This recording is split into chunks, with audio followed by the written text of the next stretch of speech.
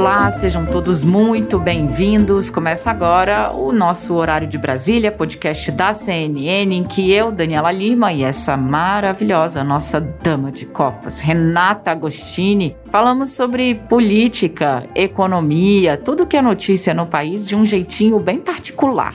Fica com a gente que você vai gostar. Oi, Renata! Oi, Dani! Olá a todos os nossos ouvintes do Horário de Brasília. Eu percebi que a voz da Daniela estava mais aveludada, ela botou ali muita ênfase, muito carinho nessa abertura, gente. Então fica aqui até o fim.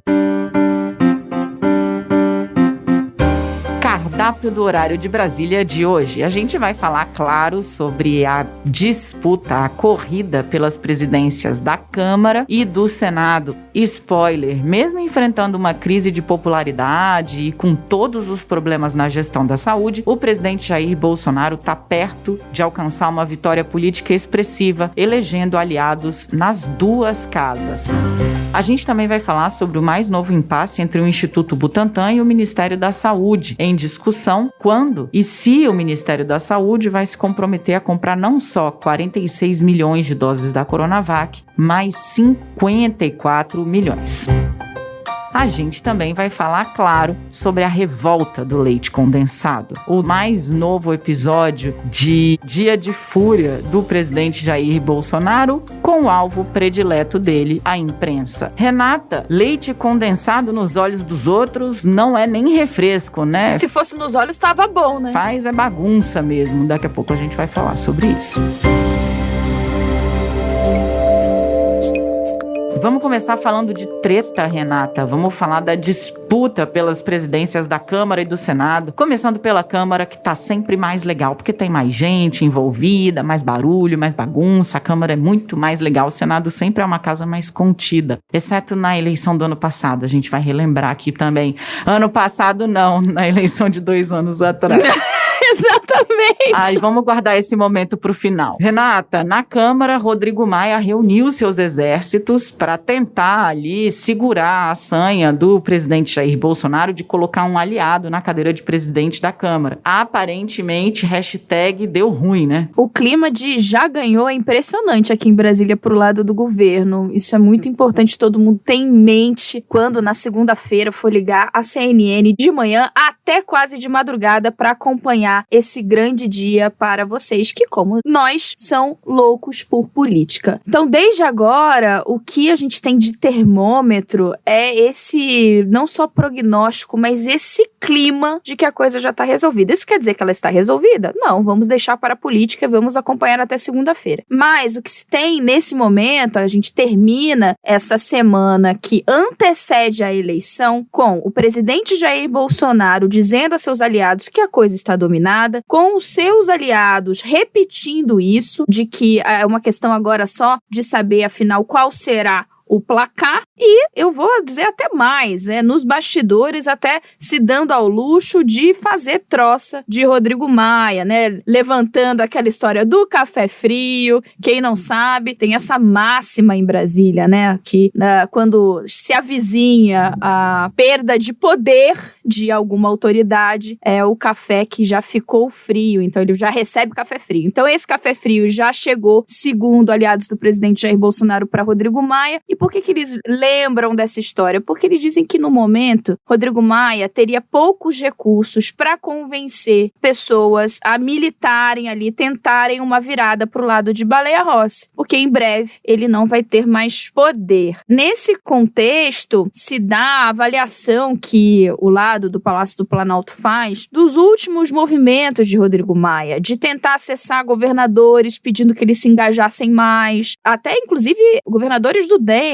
Ele fez ali uma tentativa de demover Caiado, que vem a ser um governador do DEM, mas muito amigo de Bolsonaro. Teve conversa com a ACM Neto, presidente do Democratas, para tentar fazer ali que o partido marchasse em direção a Baleia Rossi diante do número crescente de deserções. Você tem hoje, não é nem mais uma bancada do DEM rachada, né, Dani? É uma bancada que praticamente virou de lado, virou uma minoria ali dentro do DEM, que ainda se dispõe a caminhar junto com o Rodrigo Maia. Pois é, para você que tá aqui acompanhando a gente, vamos organizar as coisas voltando 2 passinhos atrás. Time do Rodrigo Maia. Rodrigo Maia, atual presidente da Câmara, o candidato dele é Baleia Rossi. Esse é o time do Rodrigo Maia. Time do Jair Bolsonaro. O candidato de Jair Bolsonaro é o deputado Arthur Lira, do PP, um dos principais nomes do chamado Centrão há anos na Câmara dos Deputados. Hoje, Arthur Lira é o franco favorito. Aliados de Rodrigo Maia dizem que não é mais uma questão de si, mas de quanto ele vai ganhar, quantos votos a mais ele vai ter. A briga toda é para levar pelo menos a disputa para o segundo turno, o que está parecendo cada vez mais difícil. Falando sobre o Democratas, que é o partido do Rodrigo Maia, a gente precisa ter em mente o quão feio ficou isso, porque houve ali, em um determinado momento, como a Renata narrou, a maioria do partido já sinaliza que está a fim de ficar com Arthur Lira e não com o candidato de Maia, em que Maia disse o seguinte: perder o próprio partido seria uma humilhação, um vexame, e avisou tanto a ACM Neto, presidente do Democratas, quanto ao ministro Ramos, que é o responsável pela articulação política do governo, que se a operação para derrotá-lo na Câmara passasse por essa humilhação de nem o próprio partido ficar ao lado dele, ele revidaria. Lembrando que o café está frio, pero hay café. Aí café até o dia 1º de fevereiro. E tem 65 e contando pedidos de impeachment do presidente Jair Bolsonaro na gaveta de Rodrigo Maia. Então, café frio, mas ainda faz um estrago se derrubar a xícara na mesa. Falando agora sobre o Senado, né, Renata? No Senado a gente tem time do presidente Jair Bolsonaro, Rodrigo Pacheco, senador Rodrigo Pacheco, do Democratas de Minas Gerais. Ele é candidato não só do presidente Jair Bolsonaro, mas também do atual presidente do Senado, Davi Alcolumbre. No campo oposto, Simone Tebet, candidata pelo MDB. Ela é senadora pelo MDB e virou meio que porta-voz de si mesma, né, Renata? Bloco do eu sozinho, porque nem o MDB tá, assim, pegando em armas para levar a candidatura dela para frente. Mais do que isso, o MDB decidiu que agora a candidatura é da Simone, né, e não mais do partido. Esse é um movimento interessante, porque a gente tinha 4 pré-candidatos ali dentro do MDB. Quando o MDB bateu o pé e disse que teria, sim, uma candidatura própria, 2 deles eram de líderes do governo, um do governo no Congresso, que é o senador Eduardo Gomes, e outro líder do governo no Senado, que é o senador Fernando Bezerra, além do senador Eduardo Braga e da própria Simone Tebet. Como o presidente Jair Bolsonaro escolheu um lado muito no início dessa corrida, nos 2 casos, na Câmara e no Senado, mas no Senado também, qual é o lado dele? O candidato que Davi Alcolumbre, que é o atual presidente do Senado, decidisse apoiar. Davi Alcolumbre escolheu Rodrigo Pacheco, que é do seu partido também, do Democratas. Diante disso, o Palácio do Planalto, o próprio presidente Jair Bolsonaro, numa conversa com o líder do governo no Senado, Fernando Bezerra, que eu acabei de falar, passou o recado: olha, não vou mudar de lado, já vou manter aqui meu compromisso com o Davi Alcolumbre, e inclusive muito bom seria que os líderes do governo, na casa e no Congresso, abrissem mão, né, não insistissem nessa via, nessa candidatura. Foi o que aconteceu. E aí chegou-se a uma conclusão dentro do partido que a candidatura de Simone Tebet é aqui. Se alguém teria alguma chance, seria Simone Tebet, porque ela tem uma interlocução boa com outras bancadas, especialmente com senadores daquele grupo Muda Senado, que é um grupo que foi formado para defender bandeiras do combate à corrupção, especialmente. Ficou muito identificado com essas pautas. Problema, primeiro, Rodrigo Pacheco e Davi Alcolumbre, que tem também o apoio do Palácio do Planalto, mas mais do que isso, começaram a fazer a campanha muito antes do MDB, já no ano passado, e foram ganhando espaço. Segundo problema, Simone Tebet foi para a rua, foi para a luta, mas não conseguiu trazer apoio formal como se antevia. Então, uma disputa que era difícil, e aí um bastidor importante, logo depois que ela lança a candidatura e já consegue ali alguns apoios, como o do Podemos, o lado de Davi Alcolumbre vinha fazendo uma contagem muito conservadora desse placar. Então, ali a quente havia, claro, né, aquela vendendo nos bastidores, não, a gente vai ganhar, mas tinha uma análise de gente muito próxima do Davi Alcolumbre que não era uma coisa totalmente resolvida. Isso mudou porque Simone Tebet foi tendo muita dificuldade de conseguir esse apoio formal de quem, ali na planilha, ela contava que teria. Por exemplo, o PSDB. O PSDB, a bancada rachou metade, né, ali 3 senadores foram para um lado, 4 senadores foram para o outro. Esse é um exemplo. Também o próprio Cidadania e outros senadores desse grupo Muda Senado. Diante disso, o pessoal do MDB, inclusive interessado, né, em manter essa boa relação com o Palácio do Planalto e cargos importantes ali na composição do Senado, começaram a pressionar a Simone Tebet para desistir e deixar a coisa consensual. Essa foi a palavra que me foi usada. Olha, por que não? O Senado é mesmo uma casa... Dani falou, mas sem graça, né? É basicamente isso mesmo. Aqui não tem problema, pode ser uma eleição por consenso, muitas vezes foi assim. Porém, a Simone Tebet, para pessoas próximas, ela avalia que isso seria um dano muito grande para a imagem dela, porque ela, afinal, estava ali desde sempre decidida, então, a se candidatar, e ela tem reiterado que quer manter a candidatura. Bem, o que os amiguinhos do MDB dizem pra ela, bacana, vai lá, mas aí você vai por sua conta, porque a gente não vai mais garantir o que a gente vinha fazendo até então, que é falar que a bancada está fechada com você. Pois é, e aí a situação dela ficou muito difícil. Como a Renata falou, citou aí o PSDB, verdade, rachou, e mesmo aqueles grupos, né, do Senado, que muda Senado, que são anticorrupção, que fazem muito barulho a favor do Sérgio Moro, nem esse pessoal, viu, minha gente, na hora do vamos ver, foi todo ali com a Simone Tebet, que encampa ali uma parte dessa agenda, né? Importante você ter em mente que os 2 candidatos do Palácio do Planalto, tanto o Arthur Lira quanto o Rodrigo Pacheco, estão dizendo, por exemplo, que vão segurar eventuais pedidos de abertura de comissão parlamentar de inquérito para investigar as responsabilidades do governo federal, por exemplo, no colapso da saúde de Manaus. E aí vem o hater, né, falando, mas tá claro que teve corrupção lá no Amazonas, tá claro que teve corrupção na prefeitura de Manaus, o que o governo federal tem a ver com isso? Tem a ver que o ministro da Saúde soube dias antes que haveria falta de oxigênio em Manaus. Não era uma questão de se, mas uma questão de quando, porque aritmeticamente, matematicamente, a conta não fecha. E desembarcou lá no Amazonas, em Manaus, com o time, digamos assim, que defende a cloroquina. Inclusive, usou essa visita para lançar aquele aplicativo já deletado, tal do Tratikov, que recomendava cloroquina, hidroxicloroquina, zinco, azitromicina, o kit completo, né, kit Covid, à torta e à direita, sem qualquer critério. A coisa ficou tão feia, a justiça ficou tão chocada, a sociedade ficou tão chocada, que o governo tirou o aplicativo do ar e o Ministério da Saúde chegou a dizer que ele foi lançado em caráter experimental, né, por engano, assim, que não devia estar funcionando a todo, sendo que lá ele foi lançado em discurso transmitido, busque na internet. E não é a primeira vez, né, que o governo federal adota essa postura. Vamos resgatar aquele campanha Brasil não pode parar? O que era a campanha Brasil não pode parar? Foi o início da pandemia, todo mundo tentando entender ainda como lidar com o vírus, como lidar com essa pandemia, qual era a orientação naquele momento da ciência. Vamos, o máximo que puder, ficar em casa, porque se todo mundo ficar doente ao mesmo tempo, não tem sistema de saúde ligar nenhum que dê conta. Vocês lembram bastante disso? Ainda é uma recomendação válida, mas era o se puder, fique em casa. O que o governo federal decide fazer? O Brasil não pode parar. Para quem defende a vida dos brasileiros e as condições para que todos vivam com qualidade, saúde e dignidade, o Brasil definitivamente não pode parar.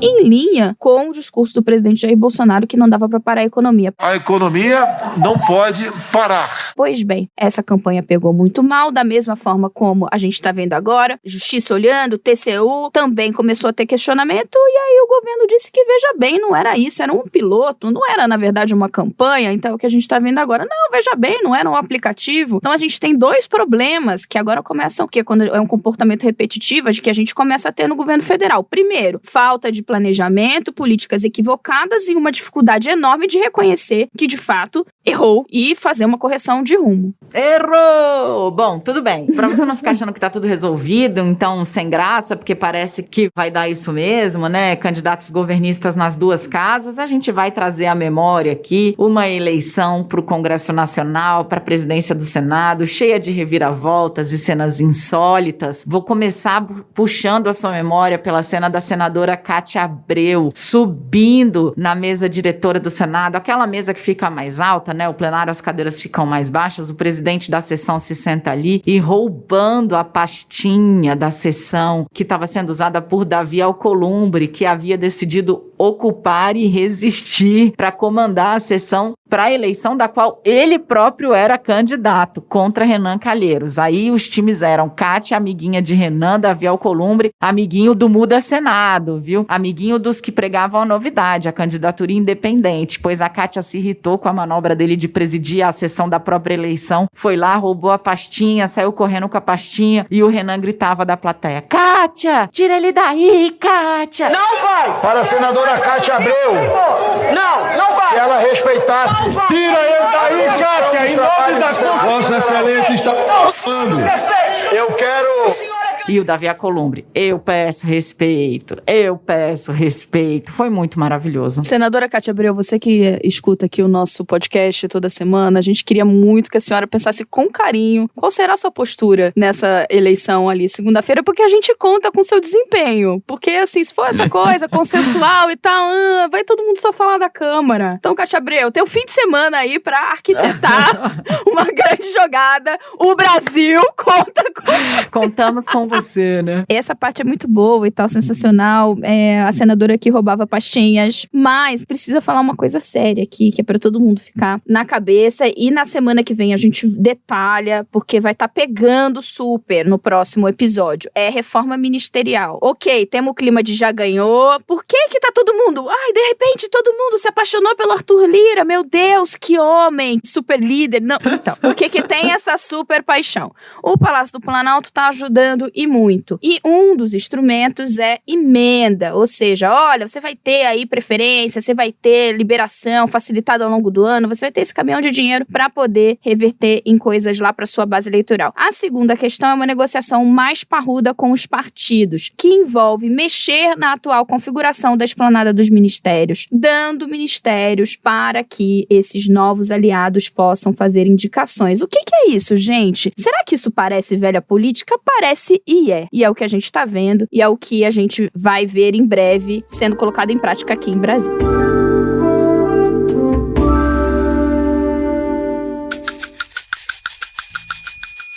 Partiu então nova treta Butantan versus Ministério da Saúde. Tan, tan, tan, 1, 2, 3, fight! Quem lembra aí do Mortal Kombat? Essa é da minha época, eu adorava Mortal Kombat. A minha personagem era sempre a Kitana. Não é da minha época. Ai, que mentirosa. Gente, desculpa, não é da minha época. Cascata. Seguinte, então, de um lado o Ministério da Saúde e do outro o Butantan. Qual é a treta? O Instituto Butantan tem 46 milhões de vacinas contratadas. Porém, e aí o Ministério da Saúde já comprou essas 46 milhões de vacinas, ainda não pagou? Não pagou, mas comprou no papel, beleza, tá lá, beleza, tá bom. Só que o Instituto Butantan pode, em vez de fazer 46, fazer 54 milhões de vacinas. Lembrando, amiguinhos, a gente tá com pouca vacina no Brasil, não tem quase nada de vacina, mano, socorro. Enfim, e aí o Ministério da Saúde precisaria dizer para o Instituto Butantan que sim, nós queremos 54 milhões de vacinas em vez de 46 milhões. Só que o Ministério da Saúde tá tipo calado. Ô, gente, eu aqui esperando que ela vai falar. E era isso, era uma performance, tá? Ela tava fazendo uma carinha de... Pois é. Nada está vindo. Foi isso, eu traduzo. Tá mesmo. A questão é, o Butantan, o governo de São Paulo, diante disso, fez aí um movimento. A gente até achou, eu acho que em algum momento, ou eu achei porque, afinal, eu sou ingênua, pode ser, mas que a gente ia aos trancos e barrancos entrar numa coisa de normalidade. Por que eu achava que a gente não ia estar de novo nessa situação desse chique puxa? Porque, na verdade, a gente tinha inaugurado uma outra frente de disputa política que era a paternidade da vacina. Porque Bolsonaro não tinha mais o que fazer, teve que abraçar a Coronavac, que afinal era a única coisa que tinha, porque em determinado momento a gente nem sabia quando que chegava vacina de Oxford, quando que chegava insumo, e ele começou a fazer um movimento para dizer, olha, essa vacina não é de nenhum governador não, olha, essa vacina aqui realmente é nossa, é do Brasil, e assim vai.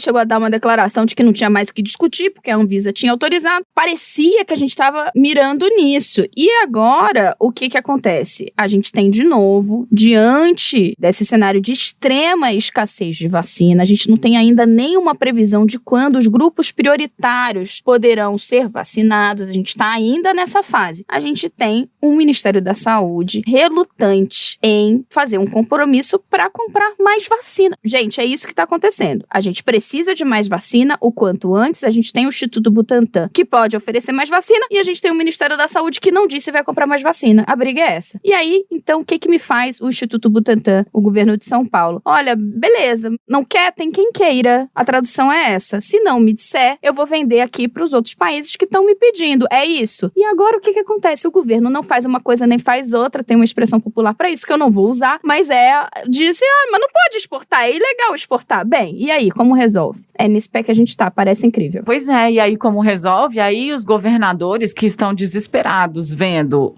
olha só, amigo, você que vem aqui pra ficar bravo. Não fica bravo. Fica sim, porque eu ando pistola todo dia, você também vai ficar. Se eu tô pistola, você também vai ficar. Não, Renata, vamos aqui, olha. Fique com as palavras do ministro Paulo Guedes. O ministro Paulo Guedes disse o seguinte: só a vacinação em massa salva. A vacinação é teu pastor e emprego não te faltará quando houver vacina. Porque só com a vacinação em massa a economia vai ser retomada. Ele disse isso do lado do presidente Jair Bolsonaro para um grupo muito seleto de empresários. Então, palavra da salvação. Beleza. Dito isso, os governadores que estão desesperados tentando retomar a economia e tentando segurar, porque, olha, querido, um parênteses aqui para você, a região norte está entrando em colapso ela toda, não é mais só o Amazonas, tá? Roraima pediu autorização do governo da Venezuela para poder trazer oxigênio de lá. Na região oeste do Pará já está tendo que levantar o hospital de campanha porque não tem mais leito. O Acre pediu para fechar divisas com o Amazonas por conta da nova cepa. E Rondônia também já não tem mais leito para internar seus doentes de Covid. O que está acontecendo é um efeito dominó, efeito cascata da crise em Manaus agora para toda a região norte. Esse é o cenário em que a gente está. Então, os governadores se juntaram ontem e disseram: querido Ministério da Saúde, solicitamos um cronograma o mais rápido possível e o mais detalhado possível a respeito de quando e quantas vacinas você vai comprar. Porque se você não quiser comprar as vacinas do Butantan que estão aí dando sopa, cada estado vai se organizar e vai, por região também, consórcio do Nordeste que seja, comprar eles mesmos, os governadores, as vacinas do Butantan, porque não dá para ficar aí esperando. Então, esse é o pé da pendenga agora. Os governadores resolveram entrar na polêmica. Que é um movimento que eles tiveram que fazer lá atrás, né, Dani? Quando o governo não sequer dizia se ia comprar as vacinas da Coronavac. Então, a gente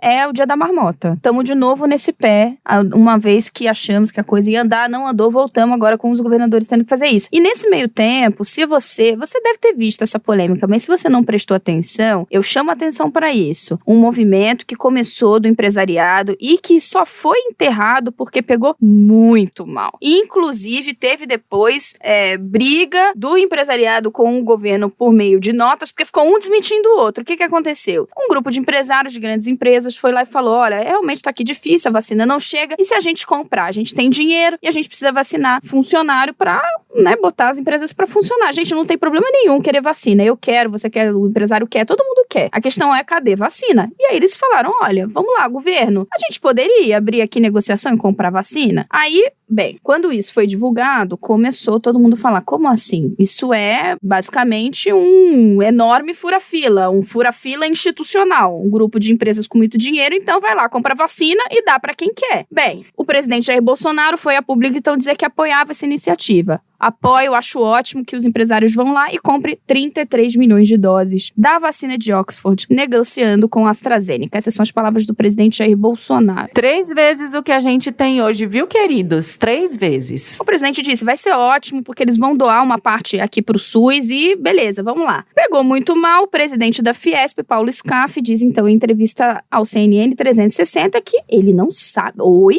Não sei de onde veio esse número, eu não sei, essa informação é muito estranha, porque a gente nunca entrou em nenhuma negociação, e assim, o que a gente se colocou para fazer a gente se colocou à disposição para ajudar. A intenção do setor privado brasileiro é colaborar com o Brasil. Então, só vamos pensar em comprar vacina numa situação extraordinária em que haja um fornecedor que tenha vacina aprovada pela Anvisa e não queira vender para o governo. Não é a realidade hoje. A realidade é o oposta. Então, se tiver uma vacina que o governo ainda não comprou, a gente pode comprar. Bem, vai o governo então e faz uma nota assinada pelo Ministério das Comunicações, pelo Ministério da Saúde, pela AGU, a Advocacia Geral da União, e pela Controladoria Geral da União, todos os ministros lá assinando e dizendo, olha só, na semana passada, isso foi na semana que termina no dia 22 de janeiro, nós fomos procurados por empresários, eles nos informaram que já estavam negociando com a AstraZeneca a compra de 33 milhões de doses. Nós então fizemos uma carta dizendo que não havia impedimento legal, que o governo concordava desde que metade dessas doses fossem doadas ao SUS e que o restante fosse usado para imunizar os funcionários dessas empresas, eles não poderiam revender essas doses, e aí é o que diz o governo, que também exigiu que fosse respeitada a lista dos grupos prioritários. Então o governo estava querendo dizer que eles poderiam comprar, eles até poderiam vacinar seus funcionários, mas teria que ser de acordo com a ordem já estipulada pelo Ministério da Saúde, não teria fura-fila.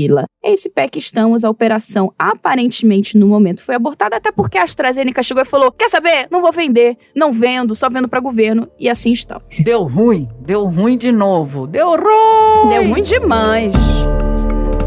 Lata de leite condensado. Vai pra p*** que o pariu, eu quero o rabo de vocês da imprensa. Seguinte, agora é a hora, Renata. Vista-se com as roupas e as armas de Jorge. Pega a folha da dieta, meu amor. Pega a folha da dieta, porque só isso salva. Renata tá magra, não vai ter leite condensado nela não, amiga. Não vai ter leite condensado. O presidente Jair Bolsonaro ficou #chateado, porque uma reportagem do site Metrópolis, pode buscar aí na internet, amiguinho, reportagem Metrópolis, leite condensado, você vai conseguir acessar inteiramente. Detalhou com base em dados públicos do portal da Transparência as compras da administração federal. É só do Palácio do Planalto, Daniela? Não, é do governo federal como um todo. E encontrou lá um gasto significativo com leite condensado. E aí, por que deu o que falar? Deu o que falar porque vocês sabem que o presidente Jair Bolsonaro adora ostentar ali que come pão com leite condensado. Inclusive, o filho dele, Eduardo Bolsonaro, para defender, né, a compra do governo, numa postagem falou: leite condensado não é igual a mortadela, e que o leite condensado foi escolhido porque é um símbolo da administração, inclusive foi servido num café da manhã com o secretário de Estado dos Estados Unidos. Então, beleza, é isso, leite condensado é um símbolo, viralizou. A compra de milhões de reais, milhões de latas de leite condensado. O presidente ficou muito chateado porque disse que esse leite condensado era para alimentar as tropas do exército, para dar energia. Caloria, amigos, vira energia no corpo. E aí o presidente resolveu se reunir com artistas numa confra organizada no meio da pandemia, enfim, pelo secretário de Cultura, Mário Frias, e tinha vários sertanejos, enfim. E aí o presidente falou que isso era uma sacanagem, daquele jeitinho dele, bem calmo, e mandou a imprensa enfiar o leite condensado nesse lugar mesmo aí que você tá pensando. Obviamente, honestamente, assim, é bizarro, né? É bizarro. A gente se acostumou, porque o presidente Jair Bolsonaro tem muitos desses arroubos, mas coloca a chanceler da Alemanha, o primeiro-ministro do Canadá, o próprio Joe Biden, ainda Donald Trump fazendo isso. Imagina o escândalo que seria. Exato. Bem, o que precisa ter em mente ao analisar esse episódio? Primeiro, o que a imprensa fez nesses dias, motivada pela reportagem do site Metrópolis, foi se debruçar sobre o uso de dinheiro público nas despesas, no caso de alimentação, que são ali essa não é a primeira vez que isso acontece, todo mundo vai lembrar, lembra da matéria do Estadão, que mostrava que o STF estava comprando lagosta?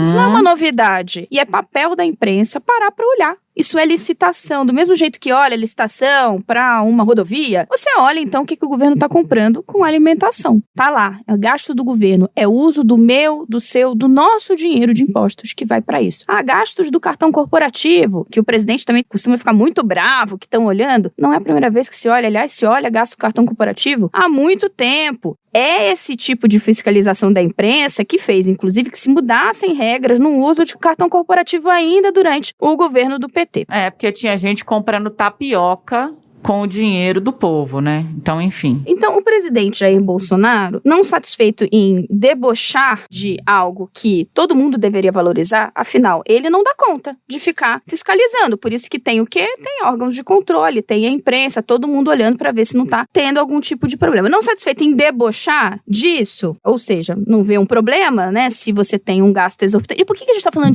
do gasto exorbitante? Uma comparação que foi feita olha o quanto se gastou comprando leite condensado, que seja, em comparação com o orçamento que se tem para monitorar as queimadas na Amazônia, em comparação com outras áreas do governo que estão precisando de recursos e não conseguem. A questão é essa. É lógico que tem que ter comida para o quartel. É lógico que tem itens que têm que ser comprados. A questão é, primeiro, há algum tipo de regularidade na compra? Essa licitação foi feita de acordo com as regras? O valor adquirido pelo poder público estava condizente com o valor que se pratica no mercado? Segundo aspecto, aí é um debate mais amplo de moralidade. É o caso de comprar chiclete, de gastar milhões com chiclete? Vinho. Determinados vinhos, com lagosta, com leite condensado, sim. Então você tem um debate super válido, porque, primeiro, o país está há muito tempo com uma situação fiscal periclitante, todos sabemos, todo mundo tendo que apertar os cintos, e dois, a gente está vivendo a maior crise econômica da história. Portanto, isso não é um debate conveniente? É, muito bem-vindo, inclusive. Não contente em desdenhar de tudo isso que eu falei agora, aí entra uma parte que Daniela falou, de fato, a gente está se acostumando e a gente não deve. O presidente da República, a principal liderança do país, se acha confortável de, num evento que, se não é público, na presença de muitas pessoas, ladeado pelo seu chanceler e outras autoridades do governo, falar, e aí, Dani, eu vou pedir a permissão aqui,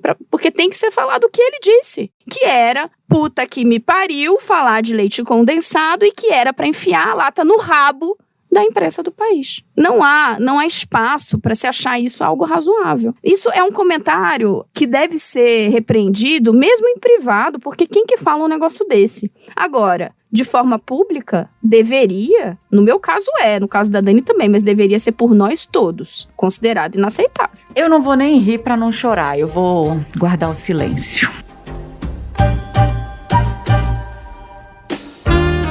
Renata, a nossa pílula para encerrar o horário de Brasília. Vamos fazer aqui, explicar rapidamente como é que funciona a eleição na Câmara dos Deputados e no Senado Federal também. Por princípio, essa eleição ela é sigilosa, secreta. O voto não é aberto, exatamente para você reduzir a possibilidade de quem perdeu, por exemplo, se perde o candidato do governo, o governo ir lá e retalhar quem não votou no candidato dele, ou mesmo o Rodrigo Maia ir lá e retalhar os aliados que não ficaram com ele. Então esse voto, ele é secreto, ele acontece digitalmente hoje, né? No Senado, inclusive, tiveram que fazer, nessa vez maravilhosa, a votação na cedulinha de papel, porque brigaram para ter voto aberto, para constranger os aliados de Renan Calheiros. Deu certo e depois de 9 meses você vê o resultado. Depois de 9 meses você vê o resultado. Enfim, então ela é sigilosa e tá lá. O deputado vai lá, bota seu dedo, aperta o nome do seu candidato, deixa seu voto ali, faz-se a conta e são necessários 257 votos para vencer no primeiro turno. Esse é o número mágico a ser atingido para você eleger o presidente da Câmara dos Deputados. Então, o nosso Horário de Brasília fica por aqui. Não deixa de participar, mandar sugestões de perguntas, pode xingar a gente também. Estamos com o couro grosso. Até semana que vem. É isso. Tchau, tchau, Dani. Tchau, tchau. Um beijo para todos os nossos ouvintes do Horário de Brasília. Até semana que vem.